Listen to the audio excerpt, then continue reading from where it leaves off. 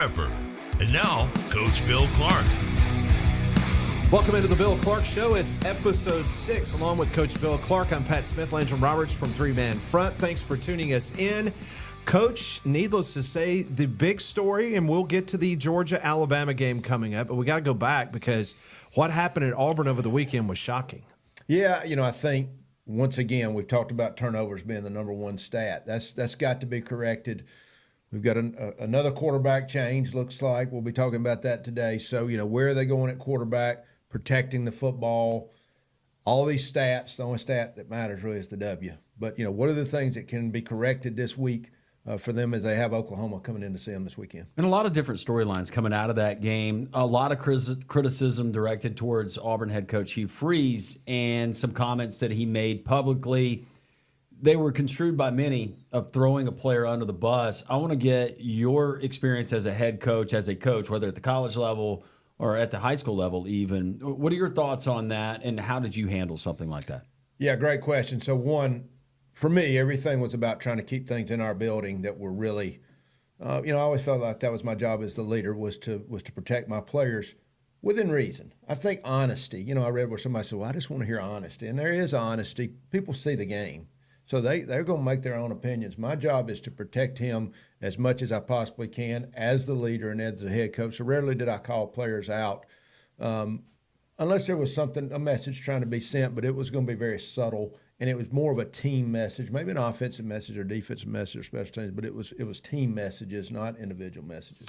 Do you think the lights were too bright for Hank Brown? Do you think that's what the issue was? Well, he's young, and I think – and we're going to talk about what do we look for in quarterbacks. But as I said last week, New Mexico was not a great gauge to see what it was going to be like to play an SEC defense. So don't know if there was enough there to know this guy's great. Obviously, against a not great opponent, he performed well in a rainstorm and all those things, but that's different than playing an SEC opponent. I realize that Jimmy's and Joe's coaches can't go out there and doing it. And turning the ball over, I realize that you guys, you work on ball security drills. That is a part of every team and their approach. But how much of that do you lay the blame at the feet of the players who are either executing or the lack of execution? And how much of that ultimately is up to your head coach to take accountability, and it's his job to get it fixed? I think all the above. I think it starts with what are we designing plays. And I just had a play come through my head of a quarterback that had one read. He was reading the free safety. If the free safety was deep, we throw the dig. If he goes down, we throw the post over him. Everybody could see he was deep. He threw it anyway. So there are times when it's been taught and taught and taught. My thing is being obsessed with turnovers.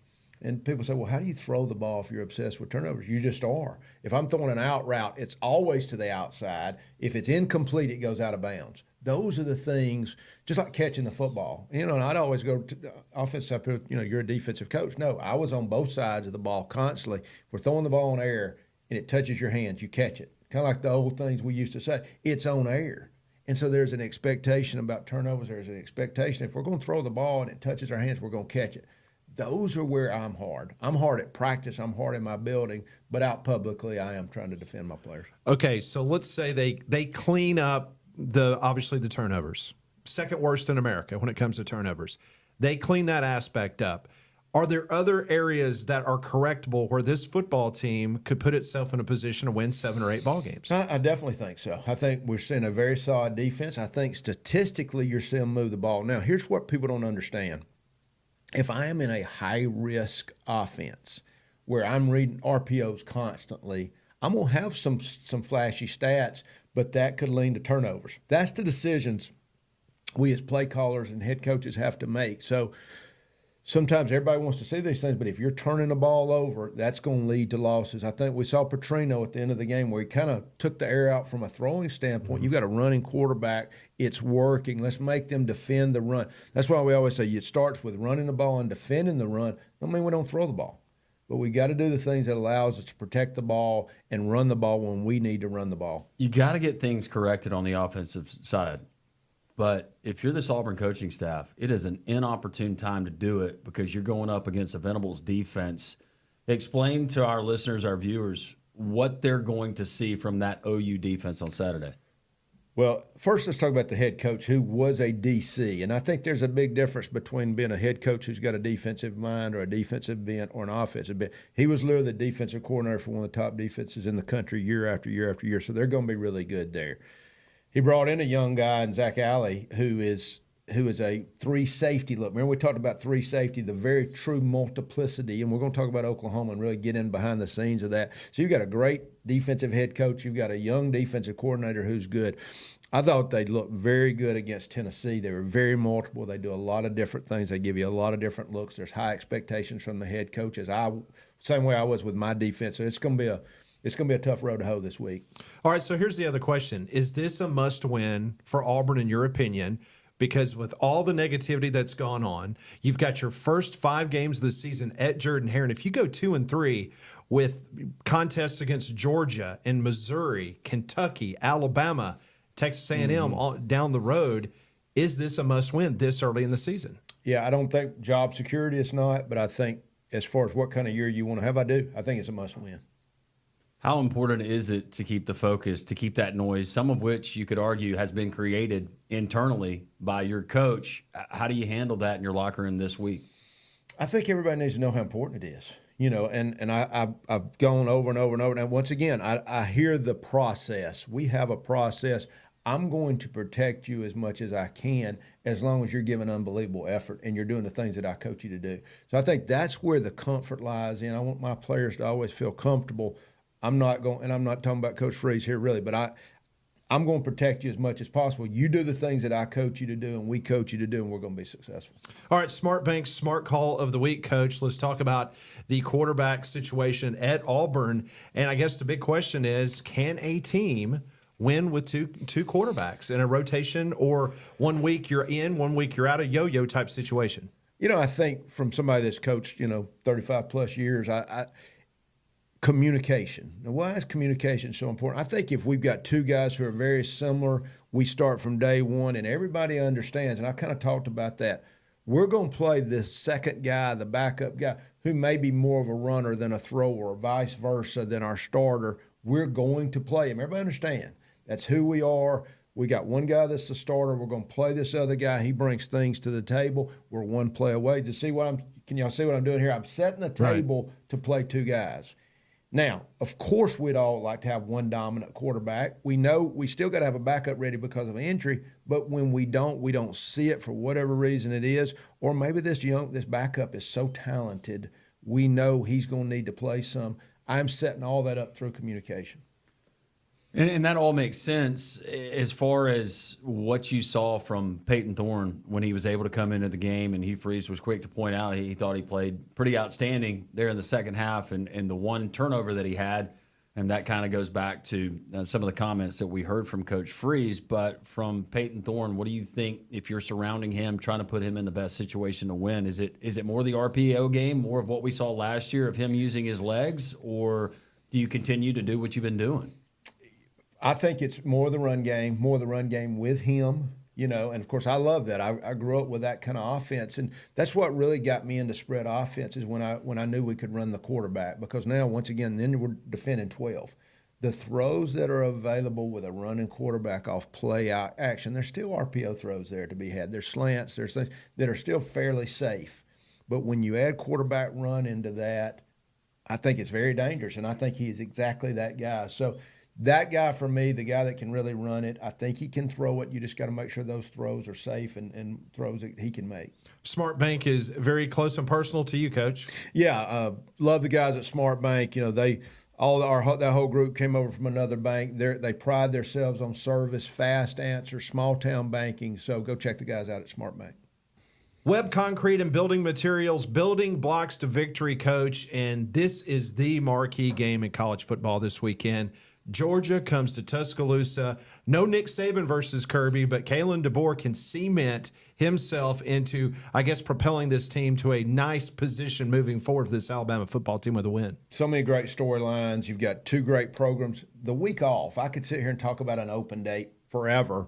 How are you handling an open date? What's so cool to me about this is both teams know exactly who they're getting ready for. Sometimes you have an open date and you got a team you're not really working on. You're working on the next one. both these teams, nobody gains an advantage. They're both open. They should be as fresh as they could be.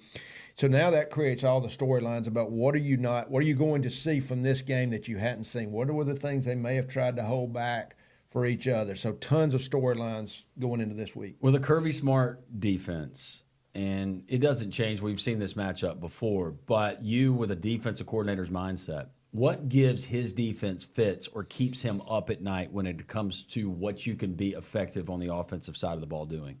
Yeah, I think anybody defensively, the things that we haven't seen, I think there's all those things. I think obviously you've got a quarterback who can run. That, how I keep talking about the 12th guy. Now we've got a guy who is a running back playing quarterback in Milroe. I mean, he truly is. He may be the best athlete in the country, considering all things, which is saying a lot. So you got a great receiver on the outside and a bunch of weapons all around. Now the offensive line's coming into its own. That's where I thought they were missing. Maybe the second half of that South Florida game, they made some changes, got the offensive line going. That's the stuff that keeps you up from a great defensive coordinator. As a defensive coach, too, you're always worried. You're always worried. Somebody falls down, somebody slips. So, and that's why his teams are always good. And by the way, they've got great talent. All right, so let's talk about Milroe. Like, if you were defending Milroe, do you put a spy on him? Do you let the game kind of sink into the rhythm before you make a call on a spy? Like, how would you approach the game from the get-go against Milroe? My standpoint with him is you do not want him out of the pocket. You've got to be very careful when you're rushing four guys. And when I'm rushing four guys, those four guys have got to understand how they're rushing him, especially inside, because when we get separation, we get an end that rushes deep, and then we got an interior guys here. What does that create? That creates seams. So constant, if I've got four guys, we've got to have games going up front. I like three guys with that fourth guy working to him, so that's the spy. Doesn't mean you can't pressure him. We saw that with Michigan where they brought five guys. Mm-hmm. So that's the time where you're bringing one extra guy where there's not lanes. So we're trying to cut the lanes off. Close coverage. Obviously, that's when he's got a chance to make some big plays out there on the outside with Williams. That's a big change for them. Not letting him beat you with his legs, giving him easy runs, easy lanes, and then you've got a bunch of things to worry about. I was going to ask you about Ryan Williams because you know that they've been preached to all week. You better know where number 2 is anytime he's on the field. But as a defense, what can you do to try to take some of those things away that he has already been able to do in his young college career? Great questions. So those are the things we want to do. Once again, we could talk about 2 high safeties. Can I stop the run game and still be in 2 high safeties? Can I put a spy on this guy? These are things that I always wanted to be able to do. Keep 2 high safeties. Georgia likes to play forms of 2-man. That's what I like to play when I could, where I can get those safeties to help. I'm rushing 3 instead of 4 with a 4th guy being a spy on the quarterback. Now, can they get their running game going to help offset that and try and bring them down into 1 safety looks, which opens up these vertical throws? In regards to how you think this game's going to play out, are we talking about a defensive showcase? Do you think Alabama and Georgia is going to light the scoreboard up? How do you think this is going to play out?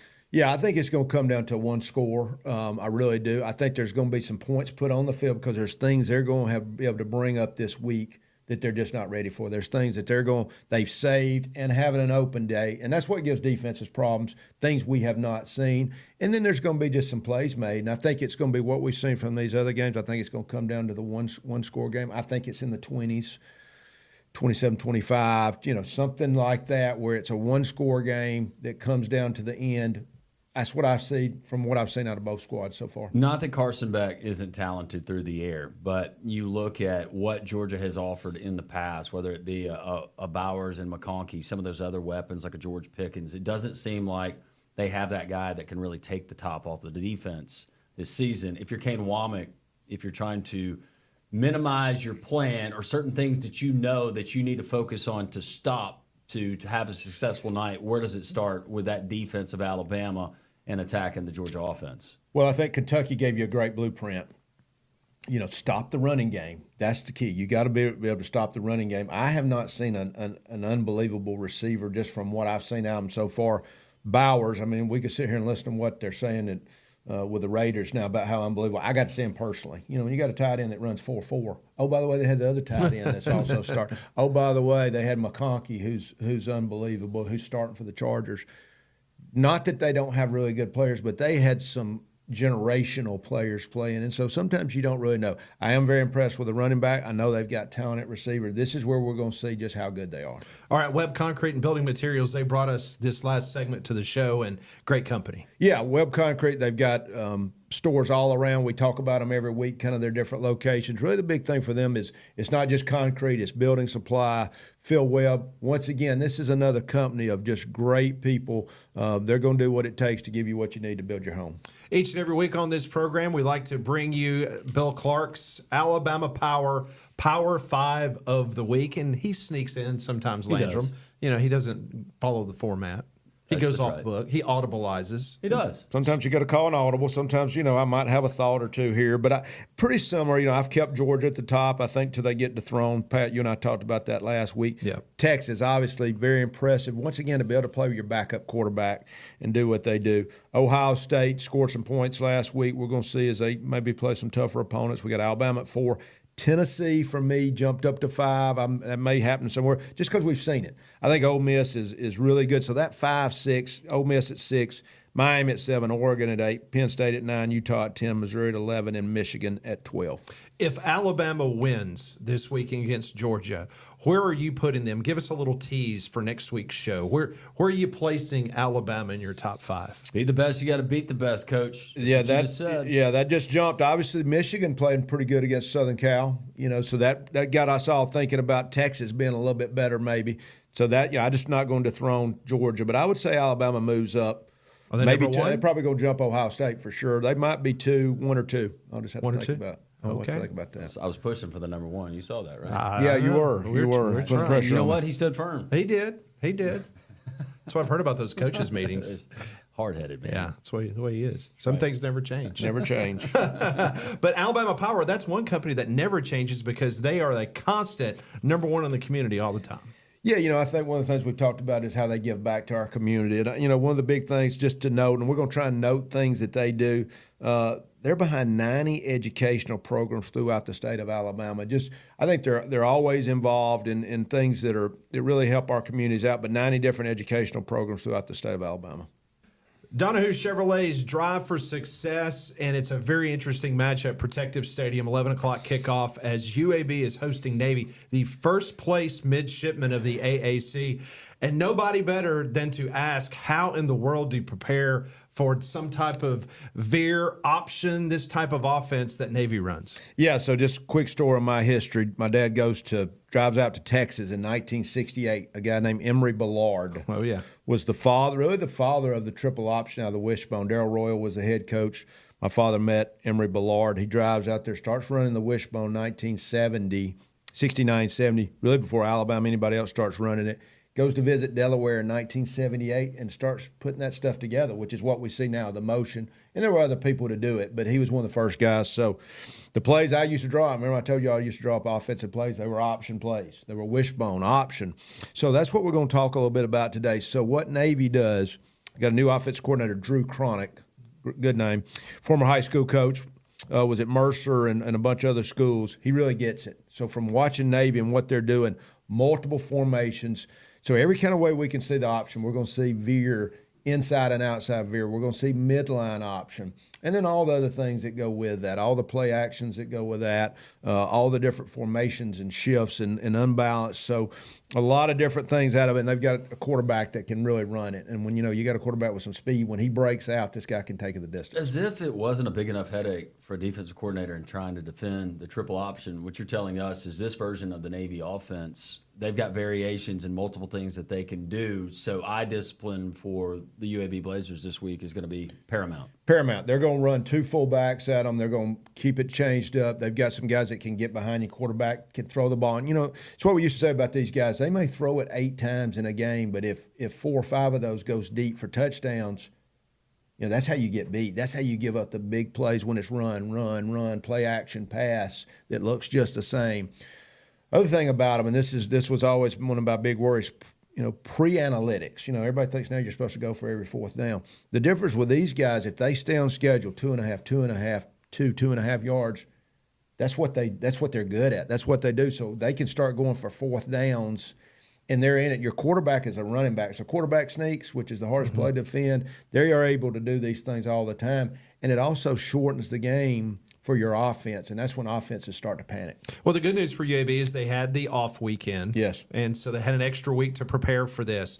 But as far as the scout team goes, Yeah. what do you do, Coach? Do you find somebody that might have run a system like that similar in high school to run that scout team? Just take us through the preparation from a practice standpoint. Well, having an open date for UAB was critical, and the fact shouldn't be looking ahead. They should be worried about Navy, so they should have been able to put all their time on that.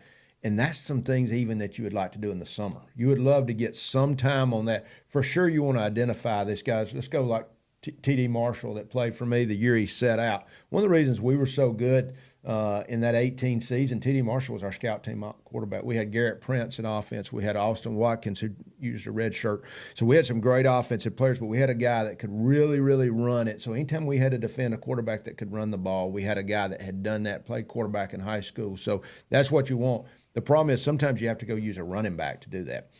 Some of the things you do, you practice without a football. So we tackle everybody.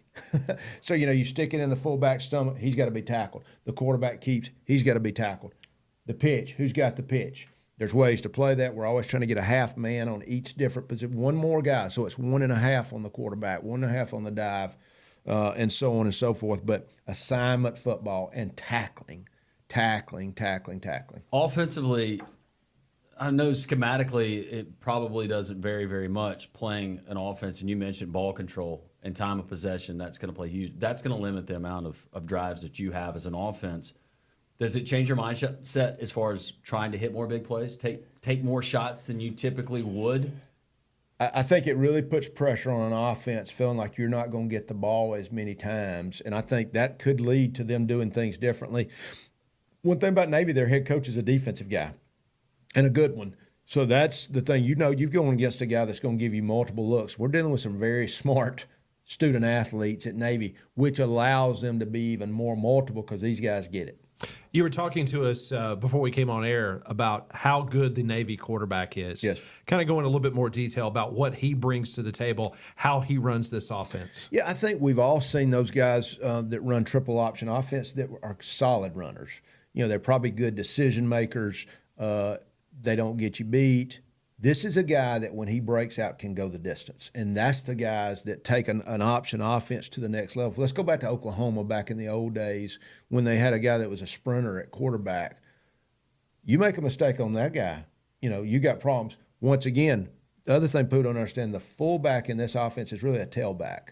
Let's go back to remember Georgia Southern. The guy goes and then he goes to the NFL and he becomes a tailback.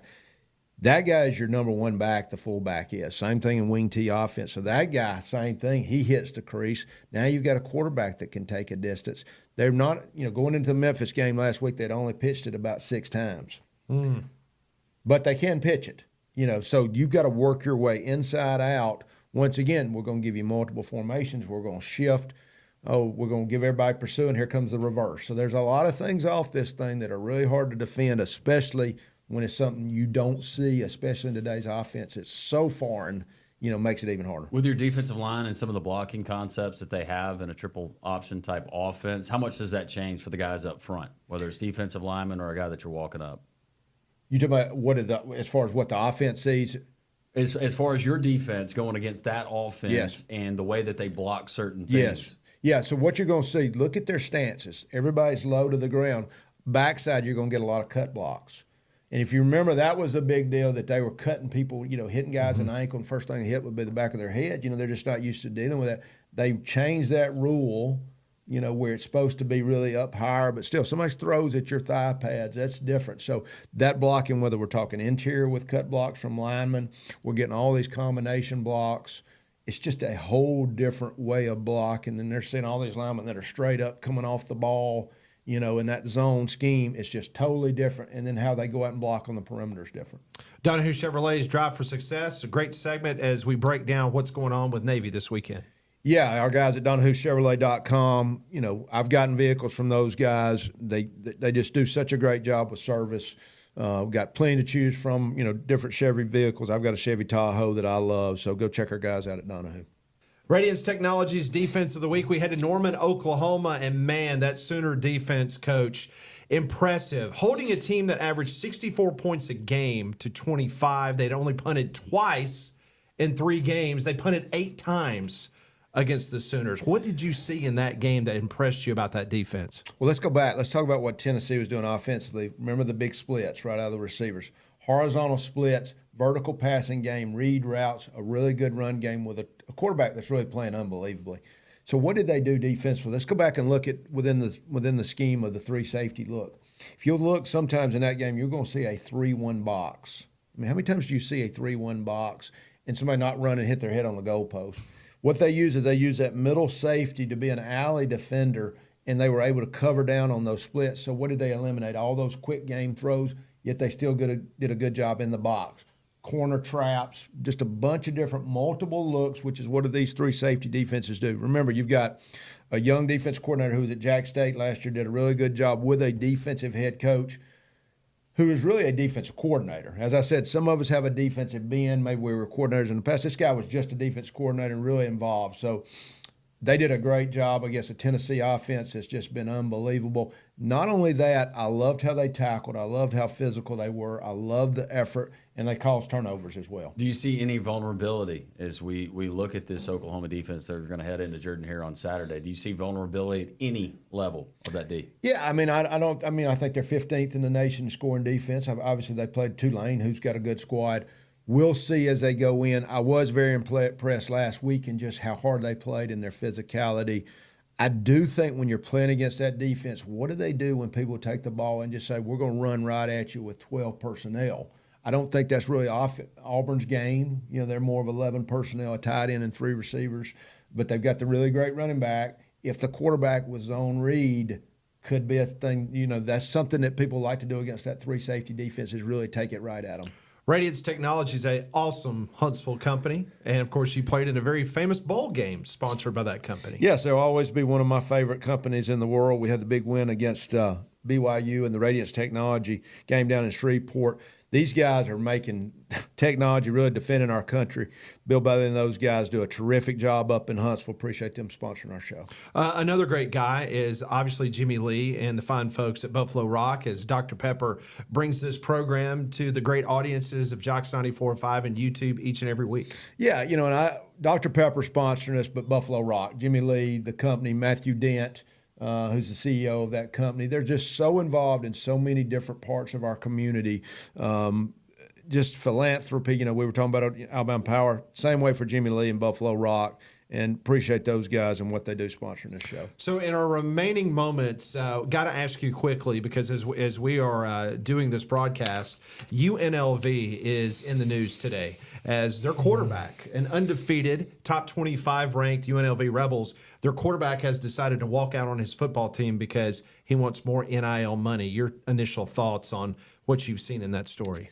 You know, without knowing every single detail, but I think we know enough to know it's sad and worrisome. I think this is the worry we all have. I was dealing with it even some with just players deciding they wanted a redshirt. I want to play on next year's team. I want to be with this quarterback. That was a bother. You know, guys were even starting. So I dealt with that 2 or 3 different times, and it was tough. But to hear it was over money, over an NIL deal, and not necessarily if we're to believe what we hear to true, that he did get what he was promised, and maybe the agent felt like there was more market value. I don't know. There's a lot to this story, but it's very scary. I think it's a fair point to bring up. If he was that important to you in your offense and where you stand this season, couldn't you reach out to maybe somebody to at least pacify him for the time being? You would hope so, and I think that's our worry in this. Okay, you've agreed to something, and now it becomes something else. So that's where maybe contracts. That's, I think, what we all want to see. Once again, it's not a question of do we want our players to get their money. It's fine. Let's just make sure we have agreements in place that work for everybody. That's going to do it for us. Episode 6 is now in the books. Thanks for tuning us in. This has been the Coach Bill Clark Show, presented by Dr. Pepper.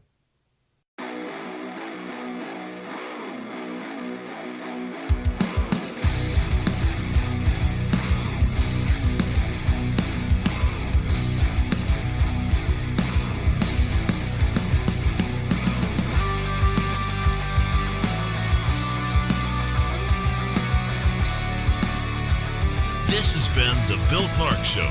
Presented by Dr. Pepper.